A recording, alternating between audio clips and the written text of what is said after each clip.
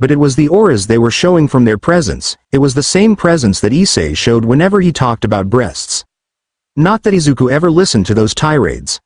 Okay, maybe he listened to the young man as he spouted his belief about breasts being godly sometimes, but that was all he listened to. Although it was making him kind of wondering if he would ever find love at some point in the future, but that was a thought for another day as the two were still making advances on Kaneko and Elizabetta, and Izuku let out an audible growl. The growl had caught the two boys from their upper year off guard, as they had never noticed his presence until now. Both girls had looked at Izuku, who was showing his demonic look at the two boys. Wasn't long before the two left them with fear in their eyes as well as stains in their pants from the display of power that Izuku released. Elizabetta had shaken Izuku out of his reverie as he looked at the two of them, as Kaneko was looking at him with a slight smile on her face.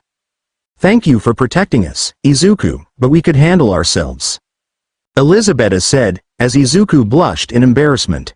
Sorry, I know you both can handle yourselves, it's just I did it without thinking," Izuku mumbled whilst taking a bite of his katsudon.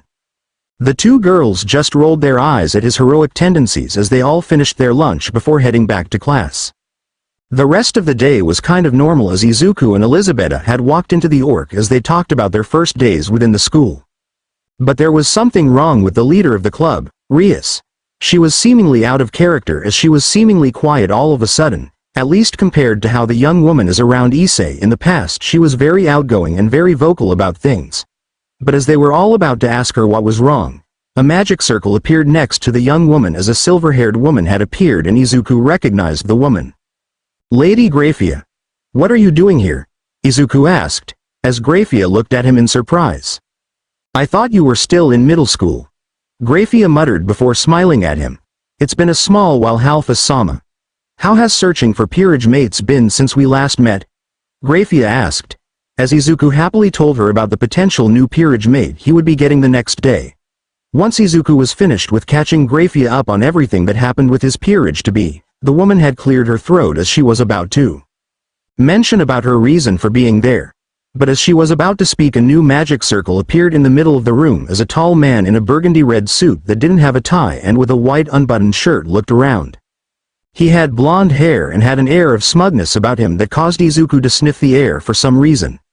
But before the man could speak, Izuku looked at Graphia with complete confusion as he asked what would be the single most hilarious question that the group had ever heard from him. "Why is there a yakitori human in the human plane?" Izuku asked, genuinely wanting to know why he was smelling yakitori from the burgundy suit-wearing man. Unknown to Izuku, the said man he was accidentally mocking was glaring at him with a pure rage in his eyes. Green and Black Devil 10 Chapter Summary. Izuku finally meets Riser Phoenix, and in his first impression of the man, he mocked him. Izuku meets the girl that was placed as his arranged marriage partner, and they have tea with his rook. He also helps Rias with training her peerage, preparing them for the battle ahead. Iuku sat in front of the door of the room as the man he questioned was glaring at him with both anger and fury written on his face. "How dare you mock the great Phoenix family?" the man screamed at Izuku. "Riser Phoenix, you would best not harm this young man. He is the heir to the Halfus clan and the only remaining member of that family in general. It would in fact be better if you kept yourself as far away from him as possible," Graphia said, as she looked at Riser, who had a chill run up his spine. "If it is the strongest queen who wishes for me to calm down, far be it from Riser to disobey her," Riser Phoenix said, as he was introduced like this. "Izuku Halfus, this man is Riser Phoenix, the heir of the Phoenix clan, who are currently searching to enter an engagement with you," Graphia said, as Izuku looked confused at the man. "I'm not into men though," Izuku said, as innocently as possible without trying to mock the man. It didn't work out that well, as Riser stood up with a sigh as he pulled out a magic circle, pulling his sister into the room. "I am not going to marry you, boy. I am merely here to make sure that you marry my little sister as well. The arranged marriage was stated to be said and done as soon as you both get along," Riser said, as Izuku watched as a small magic circle appeared on the ground. A girl had appeared from the magic circle who bore a resemblance to Riser himself in terms of yellow hair that was in drill ponytails, as well as dark blue eyes that were a little expressive. Izuku blushed at seeing the pink frilly dress she was wearing, mainly because the only girl he spoke to mainly was Elizabetta.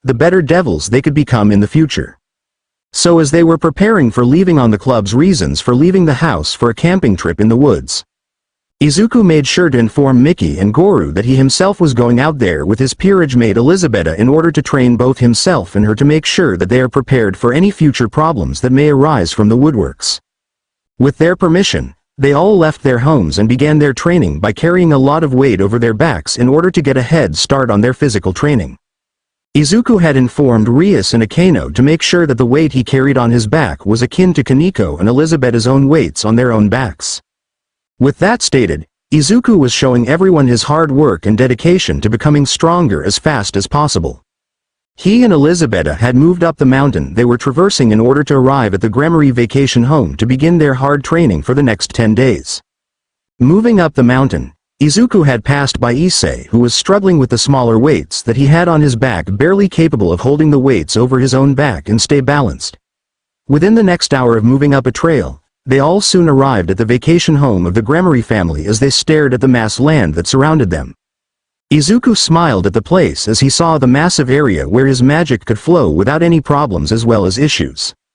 He started to let his passive ability to allow plants to GRW over time to run freely as he walked around the place. He had noticed this ability early on into his training as he trained with Citri-san during his middle school year. The two had decided that he would allow his magic to run freely when he was around nature so that he could become better at using his family's magic. As the rest of Rias and her peerage had arrived at the top of the mountain, they all watched as Izuku visibly relaxed his muscles in his body as they soon noticed the grass growing slowly. Wow, I never thought that the Halfus clan could have a great control over their earthly magic to this extent. Is this a passive ability of your clan? Rias asked, as Izuku looked at her. Yeah, it allows me to grow the land nearby my location to be used to my fit. I don't really like how fast it grows, but I would prefer to have something at my disposal in order to defend myself rather than nothing. Izuku said, as he stared at the growing trees in the area. Walking forward, Izuku placed his massive bag from his back on the ground as he stretched his body within his tracksuit. As soon as he popped some bones within his body, he started to do some light exercises in order to warm himself up for training. Elizabetta had done the same as him as they were all warming up soon after the whole mess of Riser Phoenix's arrival into the Orc. As the day continued, Izuku and Elizabetta had trained together as they used both magic as well as the pieces Izuku had given her in order to become stronger. Izuku helped Elizabetta learn how to wield her powerful sacred gear that held Tiamat the Chaos Karma Dragon within. The girl could now use magical powers that were similar to the Chaos Karma Dragon's ice breath and ice magic. She even managed to learn how to use her karma powers and change the course of her battles with Izuku. She had even noticed how the boy was becoming more and more proficient with his fighting style as he mainly favored his physical abilities more than his own magic. The two clashed a few times in the empty field they were training within as they punched each other's hands as well as countered the other's blows. Some of the peerage of Rias were watching the two go at it, as Rias noticed something that was going on between the two's blows. I think Elizabetta is holding back her true strength at the moment. Rias surmised as Akeno nodded her head. What are you talking about? Isn't the king susceptible to being hurt too badly if Elizabetta went full power? Issei questioned as Kaneko spoke up. A rook can gather strength similar to her master in battle, but at the same time, they could become as strong as a queen or king piece in chess.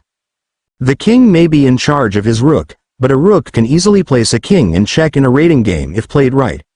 Kaneko explained as Issei nodded his head. Izuku is being handled a lot easier because he is still new to learning how to fight. He may have been bullied relentlessly in the past for his quirklessness, but he never really fought back, right? Akeno asked Issei as the young man thought about his interactions with Izuku about his bullying. From what I heard from him specifically, he would rather not get in trouble with the teachers from his old school than he already was for just existing. I'm surprised that he doesn't want to get revenge against his old school for how they treated him with the students. I'm just glad that I am not facing the among of anger and sadness that are hidden within his mind and body. Issei said, as Akeno looked at him. What anger does he have deep within the recesses of his mind? Rias asked before Akeno could question. His bullying went as far as suicide baiting. Even I would want revenge against those who were rude as well as more akin to bullies towards me if I got enough power and strength in order to get said revenge.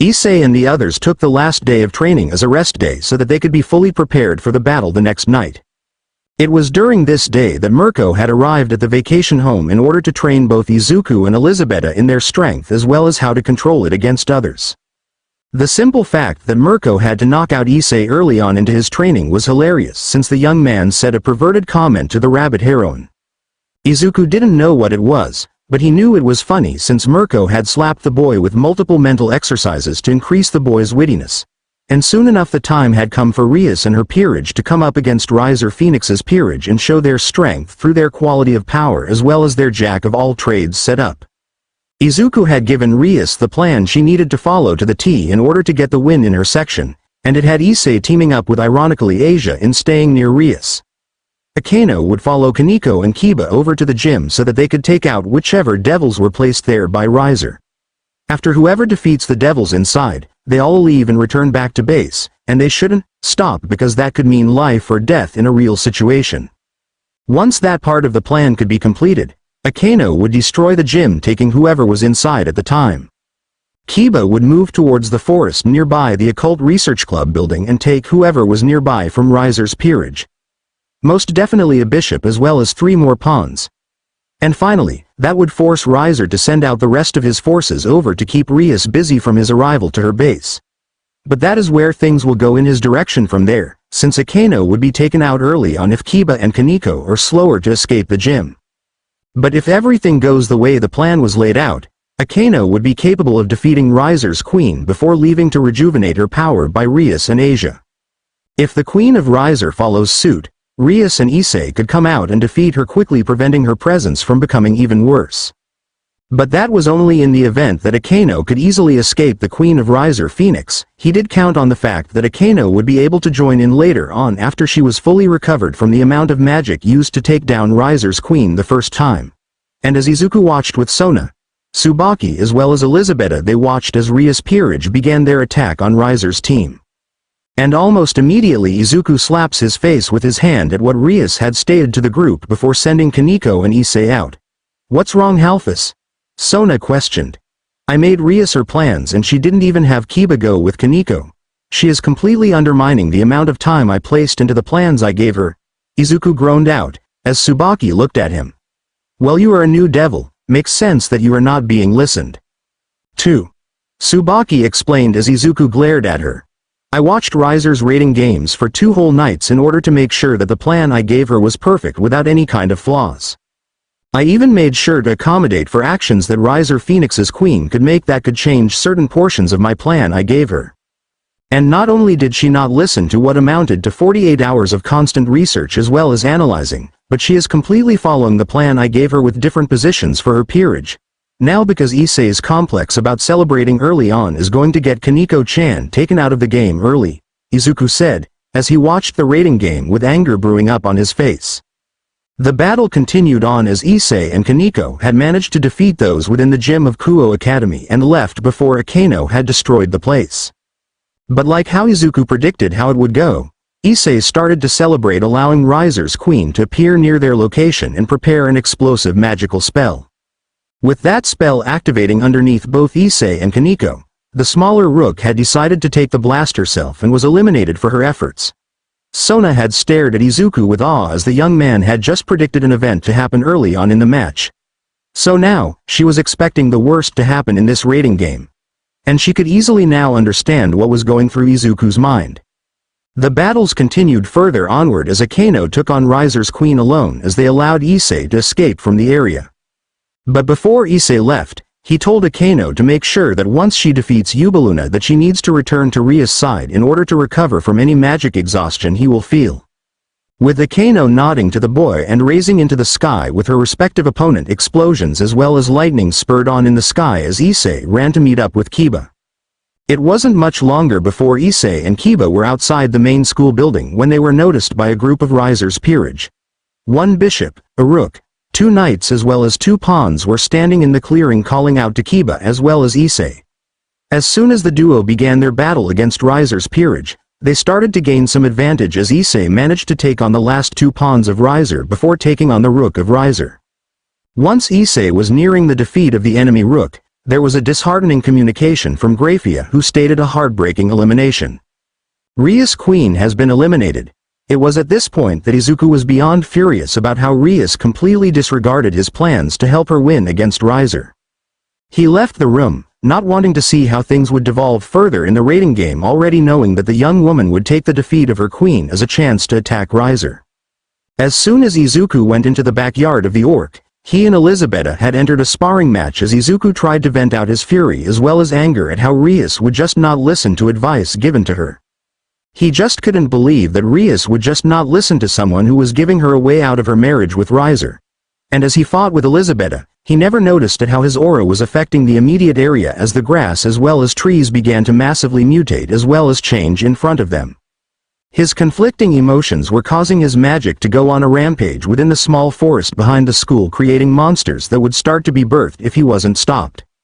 Elizabetta had then decided to use her Sacred Gear's powers in order to try and cool him down, literally by using her freezing dragon shot at him. It completely froze him to his spot on the ground until all that was left was his head that wasn't covered by ice.